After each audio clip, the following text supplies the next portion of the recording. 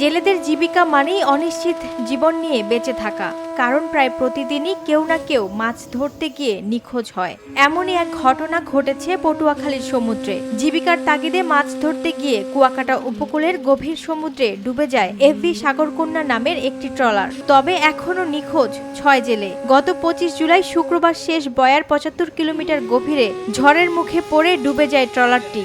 বাঁশ ও ফ্লুট ধরে ভেসে থাকতে থাকতে অবশেষে শেষ বয়ার কাছাকাছি গেলে দুটি ট্রলার এসে উদ্ধার করে আহত জেলেদের। এরপরেই তাদের ভর্তি করা হয় কলাপাড়া হাসপাতালে। এ ঘটনায় মহিপুর থানার ওসি জানান, থানায় ট্রলার মালিকের সাধারণ ডায়েরির পর ১৪ জনের মধ্যে ৯ জনকে উদ্ধার করতে সক্ষম হয়। বাকি ৬ জেলের সন্ধানে এখনও কাজ করছেন তারা।